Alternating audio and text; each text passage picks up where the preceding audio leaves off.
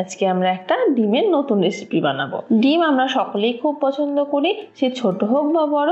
আজকে ডিমের এই নতুন রেসিপিটির নাম আমি জানি না, তবে খেতে দুর্দান্ত লাগে।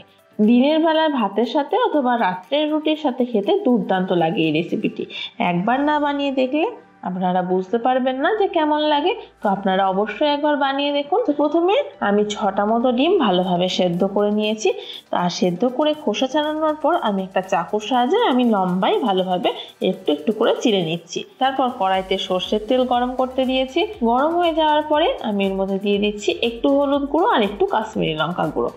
তারপর ডিমগুলো একটু নাড়াচাড়া করে তুলে নিচ্ছি।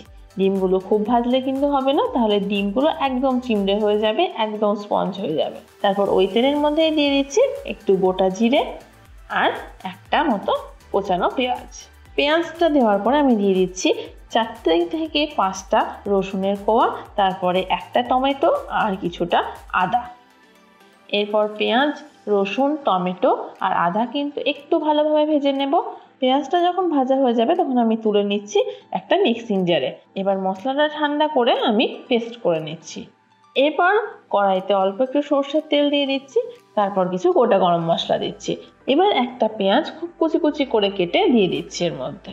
পেঁয়াজটা যখন হালকা ভাজা হয়ে এসেছে তখন আমি দিয়ে দিচ্ছি তৈরি করে রাখা পেস্টটা।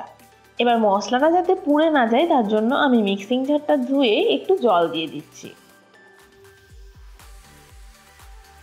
এখন আমি দিয়ে দিচ্ছি একটু জিরে গুঁড়ো, পরিমাণ মতো লবণ, অল্প হলুদ গুঁড়ো আর একটু কাশ্মীরি লঙ্কা গুঁড়ো। তারপর মশলাটাকে এভাবে কষাতে থাকছি। দেখুন কালারটাও চলে এসেছে। এই সময় আমি দিয়ে দিচ্ছি ফেটানো টক দই।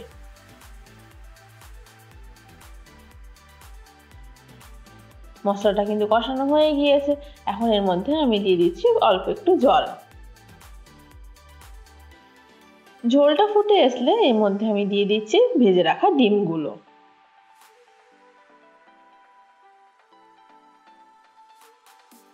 ডিমের এই রান্নাটা কিন্তু আমাদের হয়ে গিয়েছে। এখন গ্যাসের ফ্লেমটা অফ করে দিয়ে আমি এর মধ্যে দিয়ে দিচ্ছি একটু গরম মশলা আর ধনেপাতা কুচি। দেখছেন তো কতটা সুন্দর হয়েছে দেখতে। শুধু দেখতে না, খেতেও কিন্তু দুর্দান্ত হয়। তাহলে এই ডিম আমাদের রেডি হয়ে গেল। এখন একটা প্লেটে নামিয়ে নিচ্ছি। ভাত বা রুটির সাথে খাওয়ার জন্য এটা একদম পারফেক্ট। আর এরকমভাবে আপনারাও বানিয়ে ফেলুন। আর ভিডিওটি কেমন লাগলো তা কিন্তু অবশ্যই জানাবেন। ভালো লাগলে অবশ্যই লাইক কমেন্ট করে আমাদের পাশে থাকবেন। তো আজকের মতো টাটা।